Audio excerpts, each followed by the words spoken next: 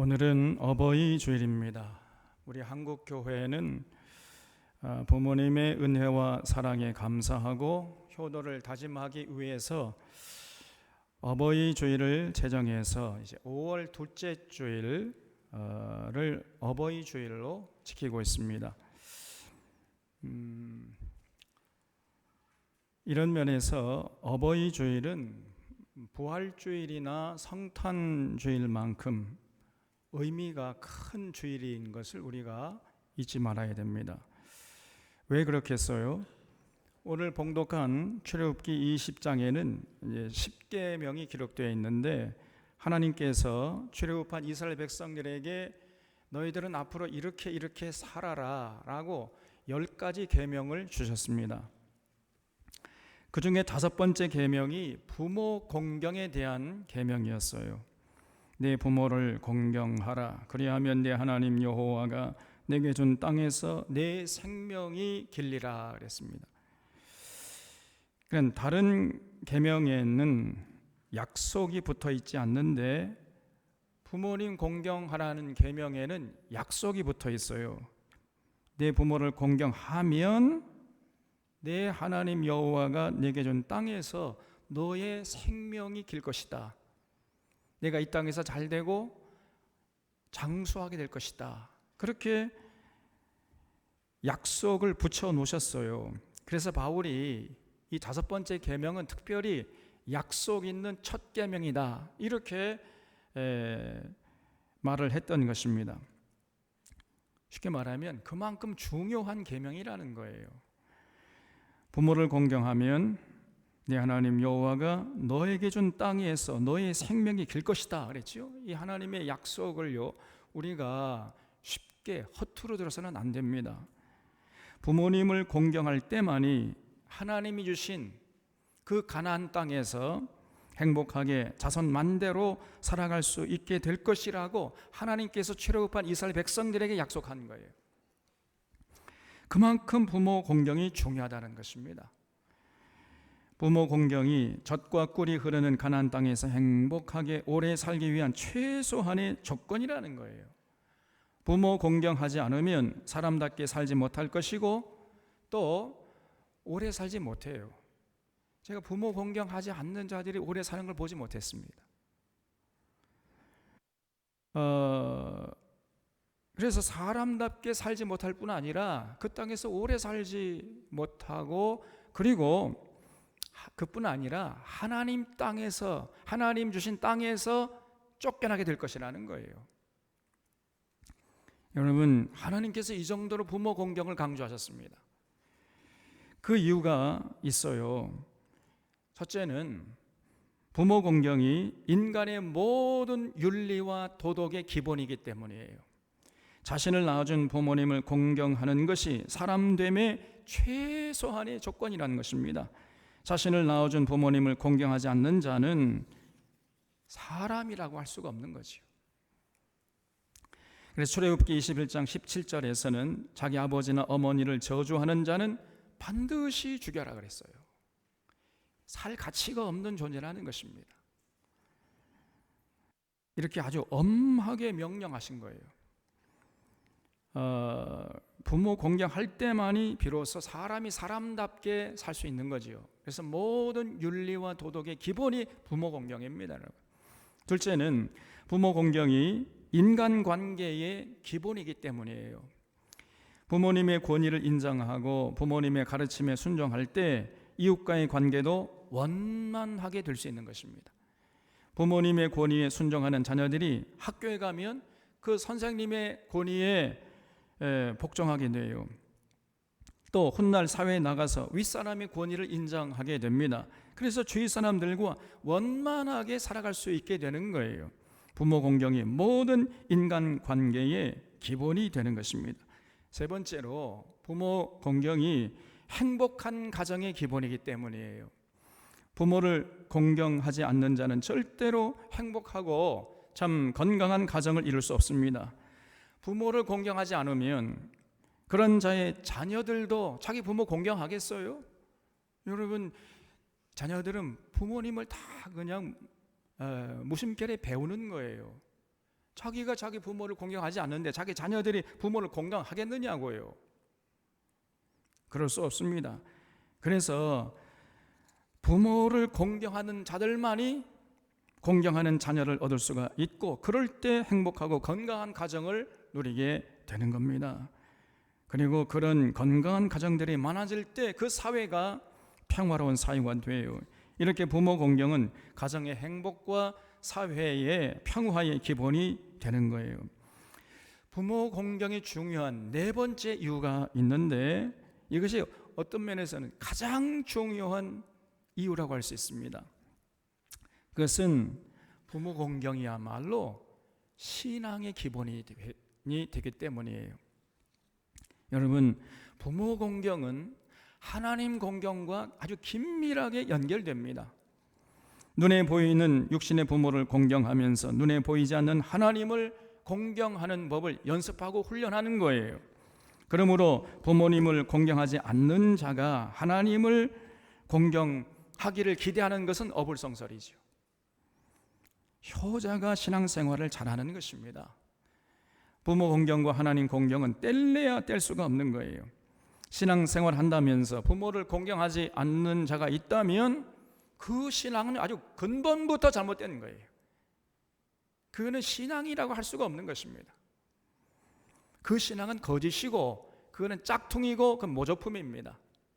진정한 신앙은 반드시 자기를 낳아주고 키워주신 그 부모님을 공경하게 되어 있는 것이에요. 눈에 보이는 육신의 부모도 공경하지 못하는 자가 어떻게 눈에 보이지 않는 하나님 아버지를 공경할 수 있겠습니까? 여러분, 예수님께서 그 공생의 기간 동안에 부모 공경이야말로 하나님 공경이라는 영적인 차원과 아주 긴밀하게 연결되어 있다는 것을 가르쳐 주셨어요. 예수님 당시 유대교는 부모님을 공경할 물질을 가지고 하나님께 바쳤습니다. 그렇게 바치라고 자꾸 강조를 해요. 그래서 부모님을 공경할 그 물질을 가지고 하나님께 바치면 그러면 부모 공경하지 않아도 된다, 이렇게 당시 유대교가 가르쳤습니다. 이걸 고르반이라고 그래요. 고르반. 이런 모습을 보고 예수님이 분노하신 겁니다.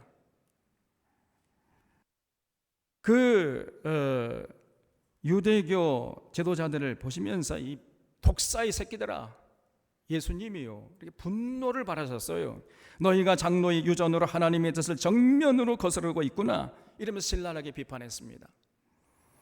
여러분, 열심히 예배드리고 헌금 바치면서 부모 공경을 소홀히 한다는 것은 그건 정말로 잘못된 거예요. 신앙의 기초부터가 잘못된 것입니다. 이 예수님의 가르침의 핵심이에요. 하나님은 부모 공경하지 않고 드리는 예배 절대 기뻐하지 않습니다. 부모 공경하지 않고 드리는 헌금, 하나님이 분노하세요. 기뻐하시는 거 아니고, 부모 공경하지 않으면서 행하는 모든 신앙적인 행위를 우리 전혀 하나님이 기뻐하지 않습니다. 다시 말해, 전혀 하나님께 상달될 수가 없어요. 살아계신 부모님을 공경하지 않고 열심을 내는 어떤 신앙적인 행위도 하나님 앞에서 정당화될 수 없는 것입니다. 가정에서 부모님 공경하는 법을 배울 때 그 부모 공경을 통해 하나님 공경하는 법을 배우게 되는 거예요.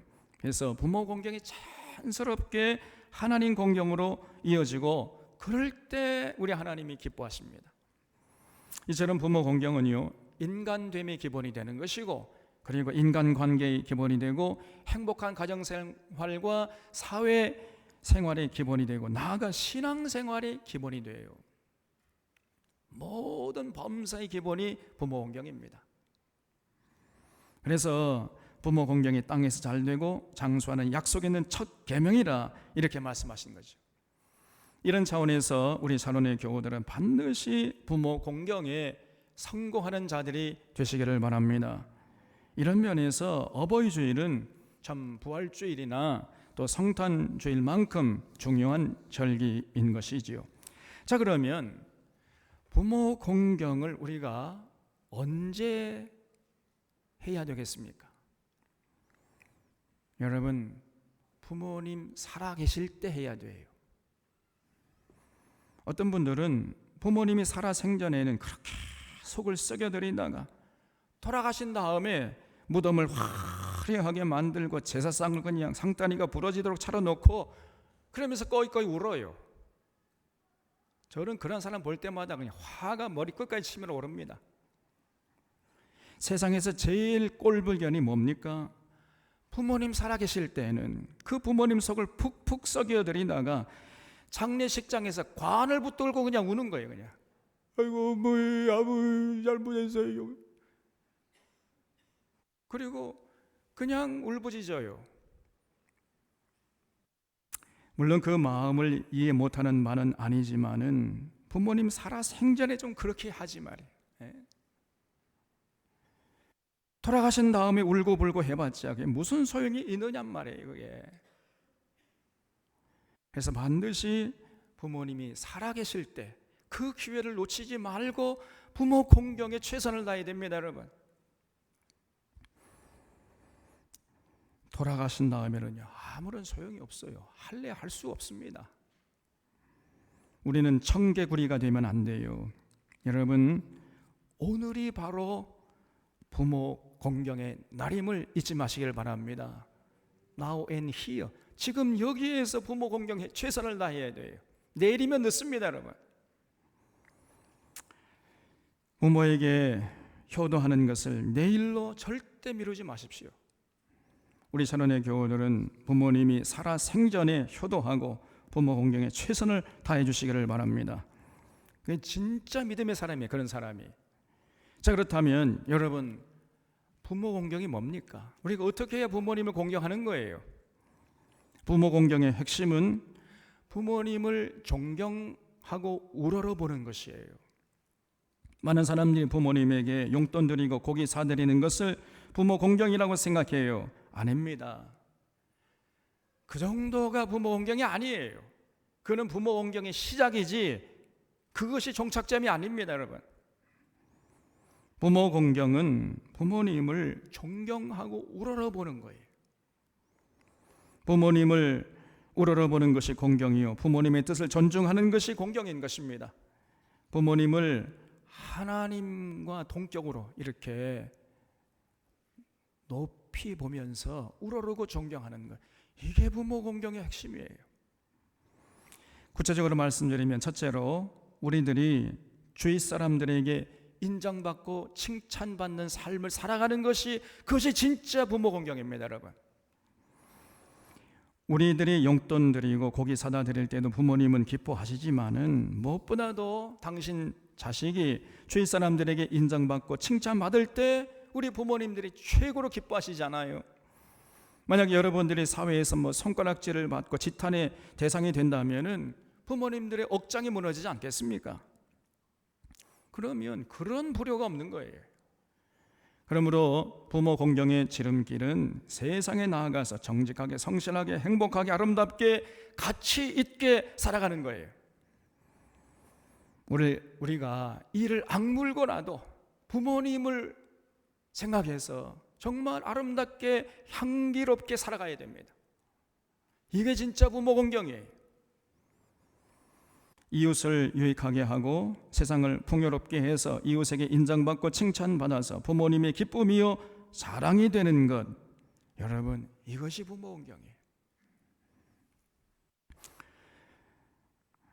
그래서 우리 부모님들이 내 자식 참 나 자랑스럽다, 사람들에게, 주변 사람들에게 이런 평가를 받을 때 우리 부모님 최고로 기뻐하시고, 그런 사람이 진짜 부모 공경하는 것입니다. 둘째로 부모님의 자존감을 잃지 않도록 배려해 드리는 것입니다. 여러분, 이제 노년이 되면은 자꾸만 위축이 돼요. 세월이 흘러 직장에서도 은퇴하고 사람들에게서 멀어지면은, 그러면 정신적으로 위축됩니다. 갑자기 할 일이 없이 혼자 있는 시간이 많아지면은 사소한 일에도 서운하고 서글픈 생각이 드는 것이에요. 그리고 한두 시간 잠을 자고 나면 더 이상 잠도 안 와요. 그러니 육신의 피로가 쌓이게 되고 몸과 마음에 병이 생기게 되는 악순환을 되풀이하는 것입니다. 그러다 보면은 나도 모르는 사이에 자신감이 사라지고 자존감마저 상실될 수 있는 위기에 노출되는 것입니다. 이런 상황을 감안해서 부모님의 자존감을 잃지 않도록 늘 세심하게 배려해 드려야 하는데, 그 비결 중에 하나가 여러분, 중요한 문제가 있으면 먼저 부모님에게 달려가서 그 부모님과 상의하고 의논하는 거예요. 부모님이 인생의 선배로서 인생에 대한 지혜와 노하우가 있지 않습니까? 그 부모님의 생각과 지혜를 구하세요. 여러분, 부모님처럼 그 신뢰할 만한 분이 세상에 어디 있겠습니까? 다른 사람들은 몰라도 부모님들은 자녀들의 행복과 성공을 원하잖아요. 그러니까 중요한 문제를 결정하기 전에 심사숙고하면서 먼저 부모님에게 상의하세요.